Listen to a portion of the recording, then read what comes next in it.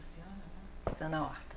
Boa noite, sejam todos muito bem-vindos à Casa de Maria. Hoje nós vamos ter a palestra com Luciana. Que Deus abençoe, vamos fazer a nossa prece de abertura. Mestre Jesus, Maria de Nazaré, Deus nosso Pai, equipe espiritual da casa, abençoe a palestra de Luciana. Abençoe para que a gente tenha o raciocínio e o coração abertos para os seus ensinamentos. Que Jesus a abençoe, abençoe a todos e que tenhamos uma boa noite. Graças a Deus. Boa noite a todos. Feliz de estar aqui nessa casa depois de tanto tempo, apesar do salão vazio, a gente sente, né, a presença espiritual desses amigos nos sustentando aqui e também a vocês, porque essa sustentação se dá por via mental. Então, todos que estão ligados estão também recebendo essa sustentação, essa amorosidade dos companheiros que sustentam essa casa. Bom, o estudo dessa noite, deixa eu tirar essa cadeira, está no Livro dos Espíritos, na segunda parte, capítulo 6, e tem como título Vida Espiritual. E hoje nós vamos estudar o item específico que chama Escolha das Provas, que é um assunto, né, oportuno para refletirmos nesse momento difícil, né, para todos nós, sem dúvida, uma grande prova, né? A primeira coisa que eu gostaria de esclarecer, antes de entrarmos nas questões do livro, é que a diferença entre prova e expiação. A prova, com alguma frequência, é escolhida pelos espíritos, especialmente por aqueles que já têm uma visão um pouco mais clara dos objetivos da encarnação. Os que já conseguem enxergar seus erros e a necessidade de repará-los para que possam seguir adiante no seu progresso mais leves, mais tranquilos. Outro motivo frequente na escolha das provas é a verificação, a aferição de determinado aprendizado, né? O espírito, quando já atingiu um patamar mais esclarecido, ele estuda no plano espiritual, né? E amplia o seu entendimento dos objetivos da encarnação, dos objetivos da vida como um todo. E quando ele se sente preparado, chega o momento da encarnação. E então ele participa, junto aos mentores, da programação das provas e das metas a serem atingidas. Essas escolhas visam, além da verificação do aprendizado, o crescimento do espírito de uma forma ampla, né?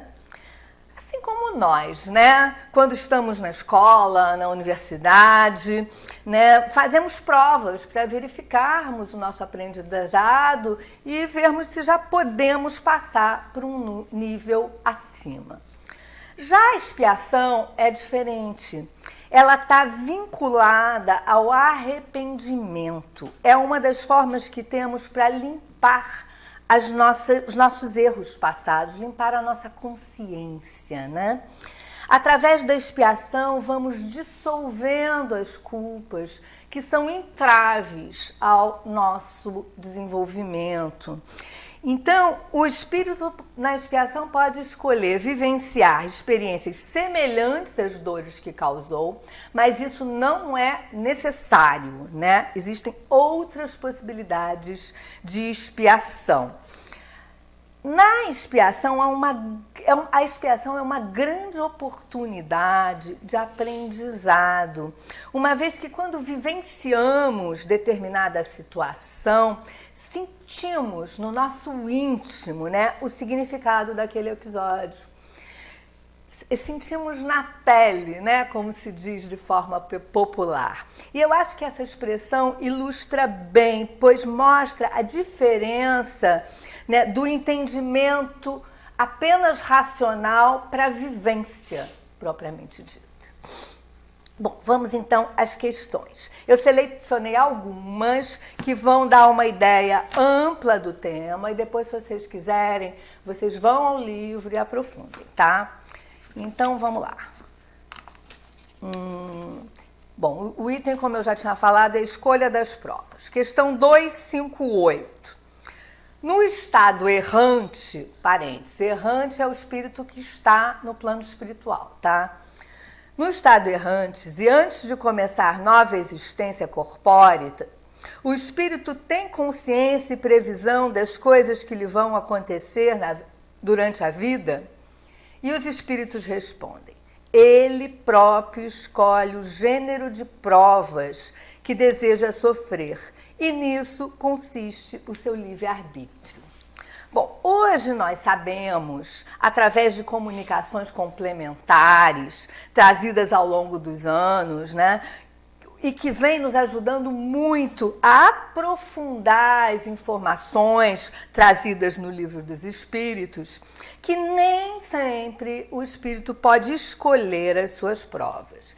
Segundo o espírito Miramês, nesse livro aqui, que é maravilhoso, que chama Filosofia Espírita, que é uma coleção que analisa todas as questões do Livro dos Espíritos, nos ampliando, né, a compreensão.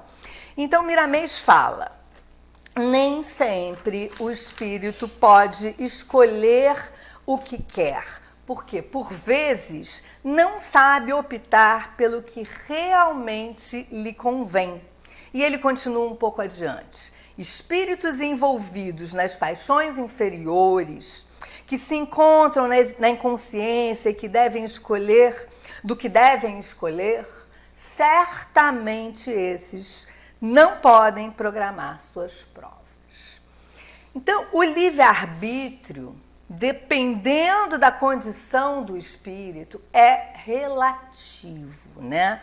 Vai sendo construído e ampliado à medida que vamos amadurecendo. Fica claro que nem tudo está programado, né? Dependendo do nosso amadurecimento, podemos escolher o tipo de provas, né? Mas mesmo dentro dessa possibilidade, existe uma abertura enorme. A gente escolhe o tipo de prova, mas não todo o desenrolar da prova. A gente não sabe como é que isso vai funcionar, né? Esse desenrolar se dá através das escolhas que fazemos no presente, né? E aí o livre-arbítrio está inteiro, né? A gente tem liberdade, né, de fazer as escolhas que queremos a cada momento, a cada passo, né? E temos nessa caminhada a oportunidade sempre, né, de amenizar as nossas provas e também o nosso karma, né? A vida vai sendo construída a cada passo. Então, pensamentos, sentimentos e ações positivas visando o bem são extremamente poderosas, né? No sentido de suavizar a nossa caminhada. Eu acho que é importante a gente ter claro que todos nós, sem exceção, recebemos oportunidades de melhorar. Agora, a gente pode aproveitar ou não, né? Isso é escolha nossa. Vamos, então, à questão 261, onde Kardec pergunta: nas provações por que deve passar para alcançar a perfeição, o espírito terá de experimentar todos os gêneros de tentações? Terá de passar por todas as situações que possam exercitar-lhe o orgulho, a inveja, a avareza, a sensualidade, etc.? E os espíritos respondem: certamente não, né? Pois sabeis que há os que tomam desde o princípio um caminho que os livra de muitas provas. E que caminho é esse, gente? É o caminho do bem, né? Do equilíbrio, do amor, que está em harmonia, né, com as leis da vida. pela nossa condição, né, material, de encarnados, temos dificuldade de enxergar esse equilíbrio, a solidariedade presente na natureza, na essência da vida, né? Estamos tão fechados nos nossos mundinhos, no nosso ego, nos nossos problemas, que não conseguimos perceber que a vida é muito mais ampla e generosa, né, do que nos parece. A nossa visão é tão obtusa, né, que não temos olhos de ver, né?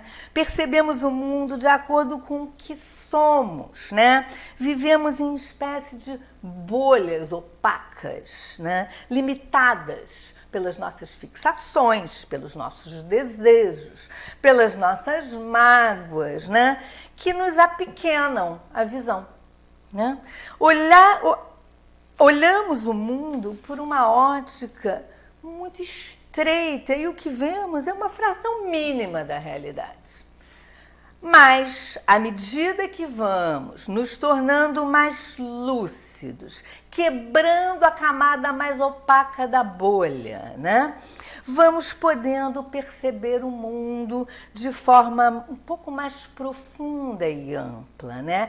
E aí vamos nos expandindo até conseguirmos arrebentar a bolha, né? Quando a gente arrebenta a bolha, então, com uma visão mais clara, né, a gente fica livre daquelas dificuldades, ou pelo menos não inteiramente, mas bastante, se torna mais fácil fazermos escolhas em harmonia com as leis da vida. Nós, como sociedade, né, nos desviamos profundamente da vida com V maiúsculo, né? Vivemos achatados num mundo equivocado, egoísta e desconectado da nossa essência. Por isso sofremos, gente, né? Pois fazemos escolhas que nos afastam do caminho ao qual os espíritos se referem nessa resposta, né?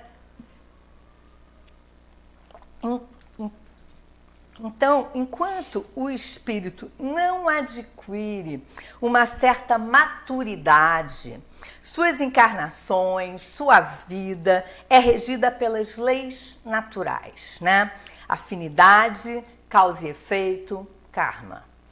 Mas, sobretudo, isso é muito bonito, acima da nossa ignorância, dos nossos desvios, erros, né? Somos amparados pela lei de amor, que é soberana, né?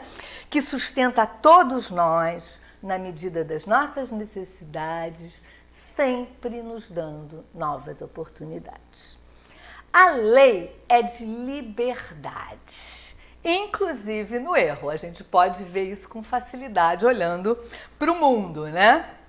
Quando atingimos a liberdade com responsabilidade e lucidez, chegamos à maturidade. E então, tomamos as rédeas das nossas vidas, ou seja, ficamos menos vulneráveis aos apelos e apegos da vida material, né? Resistimos ao que não interessa. Nos estados menos lúcidos, limitados pela nossa ignorância e fraqueza, né? A gente tende a repetir os mesmos hábitos e automatismos mentais. A gente caminha meio que no automático, né? Estamos muito vinculados aos prazeres materiais e quando desencarnamos não perdemos, né, esses desejos, continuamos ligados à matéria, né? Então, nesse estágio, né, a evolução é lenta, porque nós estamos muito pouco lúcidos, né? Mas, pela força da lei de causa e efeito, né, independente da nossa vontade, vamos colhendo as consequências, né, das nossas ações. Porque o plantio é livre, mas a colheita é obrigatória, né? São os karmas, né, que nós vamos criando, que podem ser positivos ou negativos, vai depender das nossas escolhas. Mas, na condição de ignorância, tendem a ser equivocadas, né? Mas, aos poucos, né, porque a lei é sábia, vamos despertando e entendendo essa relação causal, né, o motivo das nossas dores.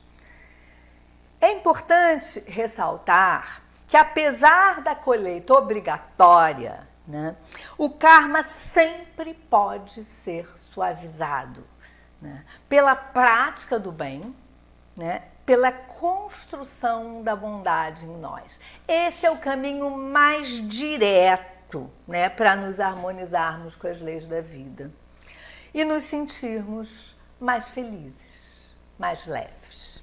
Bom, vamos à questão 266. Kardec pergunta: não parece natural que se escolham as provas menos dolorosas? Eu acho que todo mundo pensa isso, né? Quando a gente está vivendo aquele sufoco, a gente fala, poxa, não posso ter escolhido um negócio desse, né? Essa história é maluca. Claro que eu não escolhi isso. Mas os espíritos respondem, para vós, sim. Para o espírito, não. Quando esse se desprende da matéria, a ilusão acaba e outra é a sua maneira de pensar. O espírito, quando está no plano espiritual, tem uma visão mais ampla da vida, né? E quer, né, que provas que o adiante, né?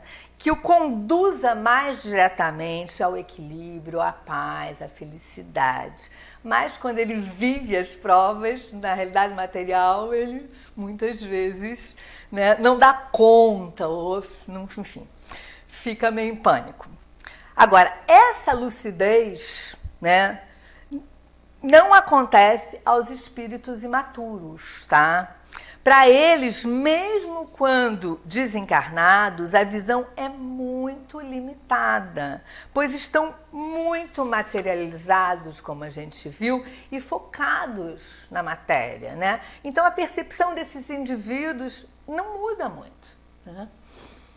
Bom, até aqui a gente pôde ver que o progresso espiritual se dá através de provas, desafios, lutas que vão pouco a pouco despertando o espírito. No início é mais doloroso, né? Muitos erros e suas consequências. Mas mesmo o espírito mais desenvolvido, esclarecido, terá que lutar para se elevar. As lutas fazem parte da vida. Aquela ideia de rede, sombra, água fresca como paraíso, isso não é para espírito esclarecido, tá? Eles querem trabalho, esforço para crescer, né? Quando os espíritos chegam a um patamar mais alto, as provas escolhidas, muitas vezes dificílimas, não são propriamente dolorosas, né? São deveres, desafios que proporcionam oportunidades de criatividade, participação, auxílio ao outro, ao mundo. Essas provas aprimoram as qualidades espirituais e despertam novas possibilidades de autossuperação. As nossas encarnações, né, são encadeadas sempre em função das nossas necessidades evolutivas, né? As dificuldades e facilidades, as habilidades, vocações, desejos, né, são decorrentes das nossas experiências passadas. E o espírito miramês, mais uma vez, a gente recorre a ele, sintetiza essa ideia de forma muito clara. Ele diz assim: o passado reflete no presente, assim como esse nos fala do futuro. Então, cientes disso, é importante vivermos o presente de forma lúcida, né? Pois é aqui que nós estamos projetando o nosso futuro. Bom, vamos então estender o tema da escolha das provas para refletirmos sobre a grande prova que estamos vivendo, né, hoje, né, nesse momento. Momentos como esses são oportunidades, né, de reflexão e, consequentemente, de transformação. A nossa vida nos últimos anos tem sido extremamente acelerada, não é verdade? Não temos tempo para nada e muito menos para pensar no sentido da nossa existência, na direção que estamos seguindo, né? A gente vai no automático, não é verdade? Hoje, individualmente e coletivamente, a nossa sociedade está em suspensão, né? Mas a vida segue, né? Vegetais, animais, todo mundo tranquilo, né? O freio nas nossas atividades é um alívio para a natureza. Menos poluição, água mais limpa, ar mais puro, dias lindos, céu super azul. A natureza está eufórica e agradece, né? E o problema, pelo visto, é nosso, não atinge outros reinos, ao contrário, parece que gera benefícios. Essa crise, então, parece ser fruto do sistema que criamos, né? Que vem há tempos causando danos profundos ao planeta e a nós mesmos, né? Que nesse ritmo de trabalho e consumo compulsivo que vivemos, né? Nos desconectamos do todo, nos esquecendo que somos parte, nos alienando da essência da vida, né? Nos distanciamos de tal forma que esquecemos que somos natureza, gente, e dependemos do nosso meio para viver em equilíbrio, para sobreviver mesmo, né? Somos interligados ao planeta, fazemos parte de um organismo muito maior. Além disso, esse vírus nos ensina que somos altamente interconectados como humanidade. Somos uma humanidade. Se a gente se faz um exercício e se distancia e olha de forma panorâmica para a natureza, podemos nos comparar, olha, com todas as diferenças óbvias, por favor, né? As abelhas, as formigas, alguns cardumes, grupos de animais que funcionam como organismos, né? Se um se envenena, a maioria se envenena. Se um se direciona para lá, a maioria vai também. E nós, de alguma forma, funcionamos dessa maneira, né? Então, esse vírus que está nos causando tanta dor, tantos transtornos, desmoronando o nosso mundo, né? Por nos obrigar a parar, nos dá a oportunidade de repensarmos as nossas vidas, os nossos valores, nos possibilitando o reencontro conosco, como indivíduos, como sociedade, como planeta. E essa oportunidade de refletir, avaliar, é preciosa, né? Precisamos aproveitar, né? E por incrível que pareça, vocês vão me achar louca, agradecer. É agradecer, sim. Não a toda a dor que estamos passando, não é isso. Mas agradecer a oportunidade de pararmos e refletirmos. Nós estávamos num rumo perigosamente autodestrutivo. Alguns cientistas afirmam que estamos no limiar de perder o planeta. Outros falam que já passamos desse ponto, que já a coisa está tão desequilibrada que não tem mais jeito. Mas fora exageros, a coisa é grave. Então é preciso repensar, né? A nossa sociedade, a nossa cultura vem se distanciando, né, da escala humana, né, há algum tempo. Não é coisa nova. Podemos observar esse distanciamento em algumas áreas. Vou pegar aqui alguns exemplos.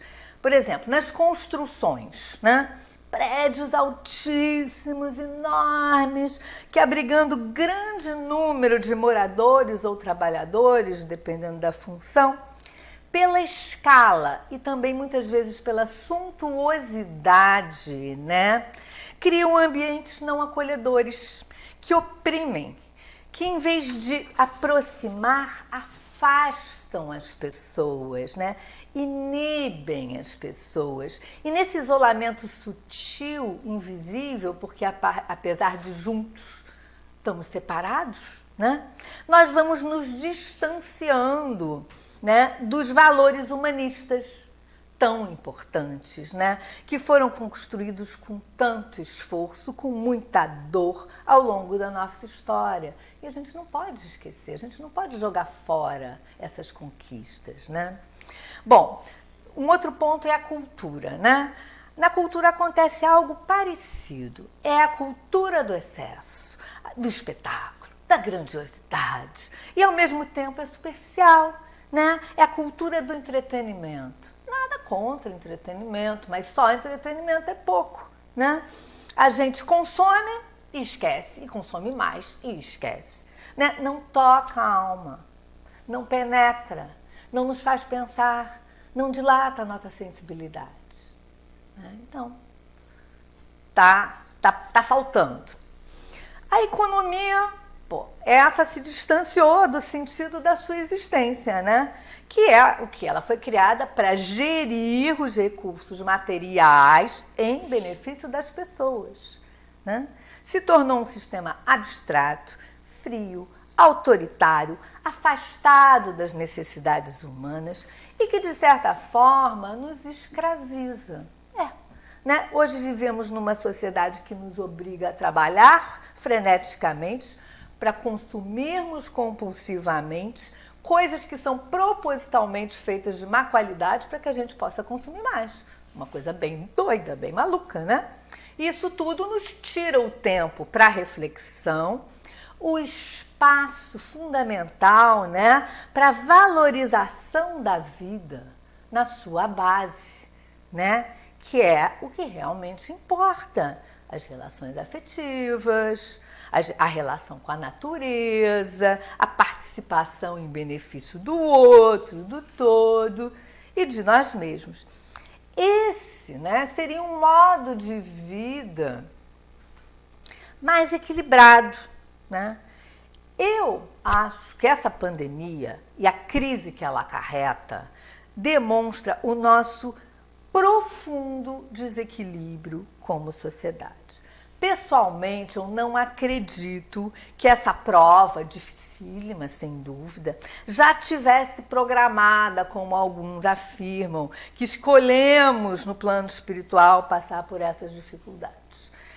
Eu entendo que essa situação é consequência da maneira que temos nos conduzido, especialmente nos últimos 50 anos, onde intensificamos, né, de forma muito agressiva, né, a exploração dos recursos do planeta, a produção agropecuária e industrial conduzidas de forma muito danosa ao ambiente e a nós mesmos, é claro, né?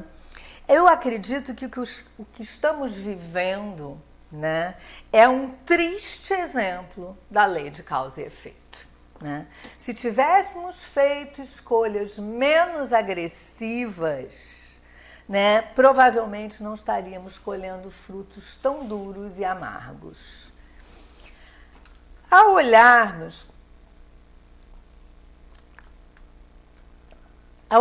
a história, vamos verificar que sempre que causamos grandes desarmonias, nos afastando dos valores humanitários, desequilibramos a nós e ao nosso entorno.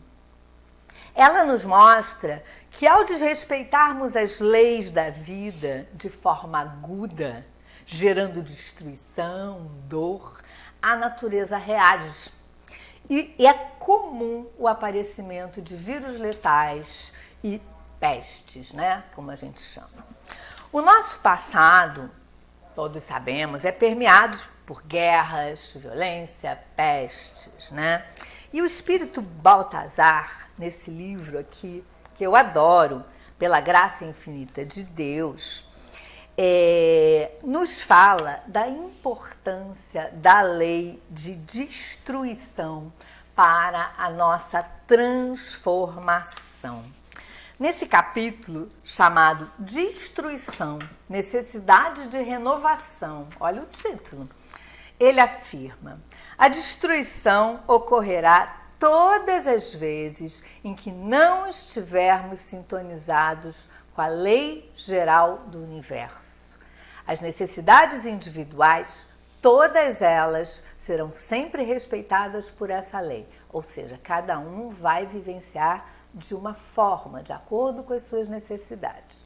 Quanto às necessidades coletivas, o sofrimento chegará em função da necessidade do grupo propriamente dito. E a gente tem que deixar claro que ninguém faz parte de um grupo ao acaso. Não nascemos numa família ao acaso, não nascemos num país ao acaso, enfim, tudo tem um porquê. As coisas funcionam por afinidade, né? Pelas nossas necessidades. Então, diante dessas afirmações de Baltazar, eu achei que seria interessante a gente olhar um pouquinho para o nosso passado e eu pensei 3 exemplos da nossa trajetória.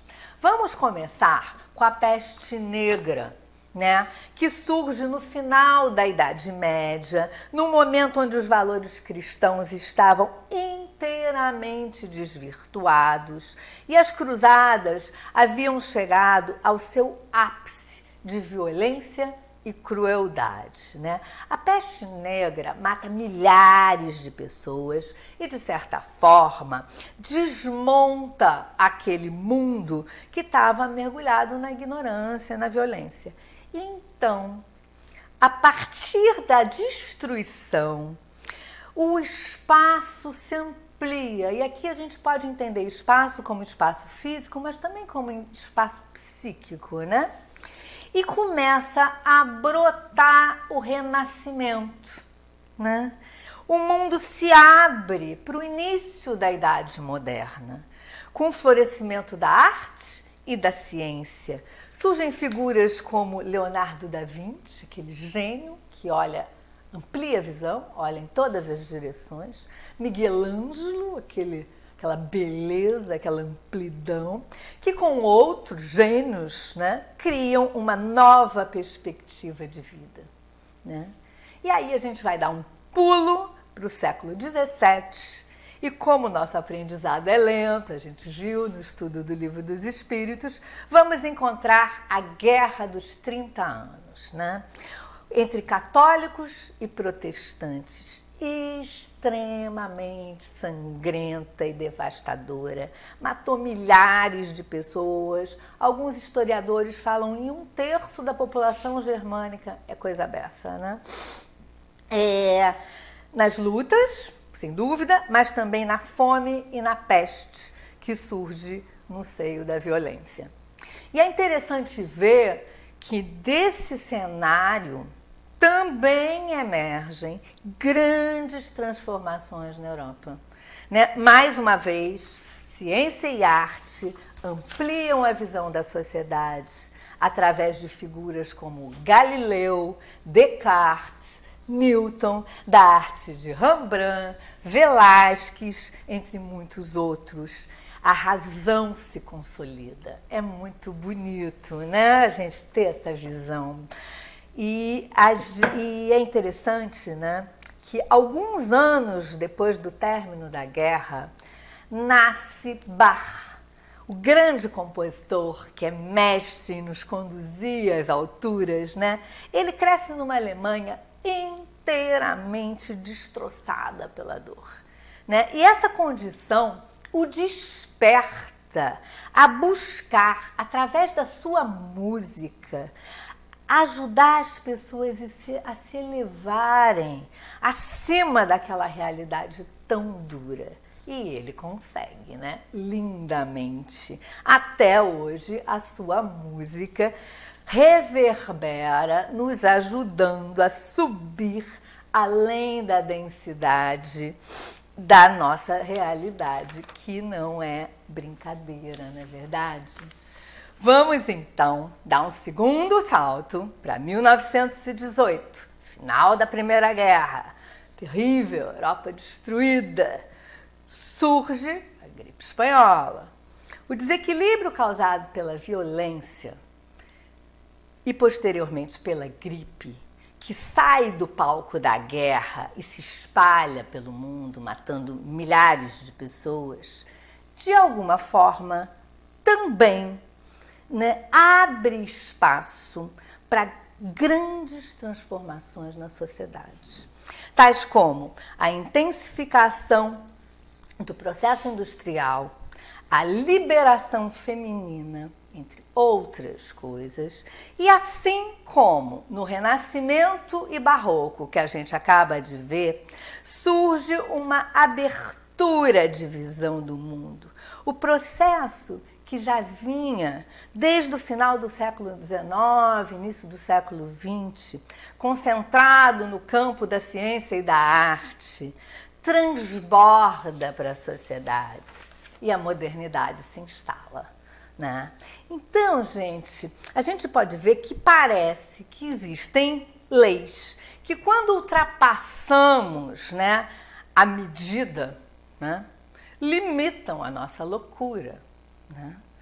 Nossa loucura coletiva. Né? Ainda bem, né? Senão a gente sai destruindo o planeta. Né? E ao olharmos o nosso passado, né, a gente pode ver que destruição e transformação se relacionam intimamente, né? Dores, dificuldades, provas acerbas, né, nos acordam, abrem os nossos olhos. Estamos habituados a olhar o mundo como objeto, não é verdade? E essa percepção dual é a base da nossa ignorância, do nosso egoísmo. Eu e o outro, eu e o mundo. Essa sensação de separação, na verdade, é ilusória. Né? Ela faz parte da nossa condição material, que limita a nossa percepção. Mas, num plano mais sutil, livres dessas limitações, podemos perceber com clareza, né, que estamos profundamente interligados. Afetamos e somos afetados o tempo todo. Somos parte de algo muito maior. Né? E esse vírus vem nos mostrar essa realidade de forma cristalina, né? Se nós nos contagiamos com a intensidade que estamos vendo nessa pandemia, podemos transformar essa percepção em conhecimento e canalizá-lo, né, de forma positiva, numa outra direção. Né? Se temos a possibilidade de contagiar o outro, os outros, então vamos ativar essa potência e contagiá-los com o que temos de melhor, né? A alegria é contagiante, a solidariedade é contagiante, a esperança é contagiante. Vamos contaminar o mundo com amor. Um pouquinho de utopia não faz mal, ao contrário, nos eleva, né? Vamos recomeçar de outra forma, né? Não tem sentido desejarmos retornar ao ponto em que estávamos, né?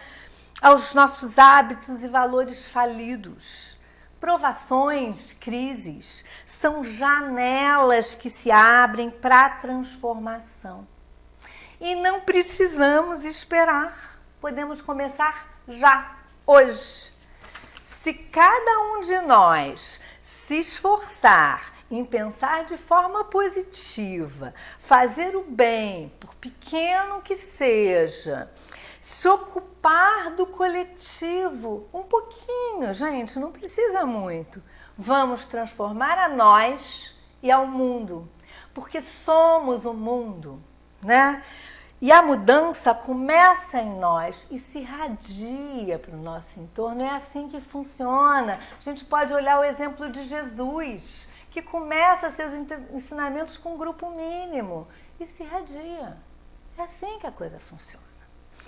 Então, gente, vamos aproveitar esse espaço que está se abrindo para ampliarmos a nossa visão, nos renovarmos, né? E juntos, livres, a nossa natureza é livre, né? Nos abrirmos à construção de uma sociedade mais justa, mais espiritualizada, mais harmonizada com o planeta. Eu acho que a gente consegue. Vamos lá? Vamos nos animar? Gente, obrigado. Muito obrigada. Chegou no meu tempo, eu tenho que parar. Boa noite a todos. Obrigada, Luciana, pelos seus conhecimentos, pelo seu estudo.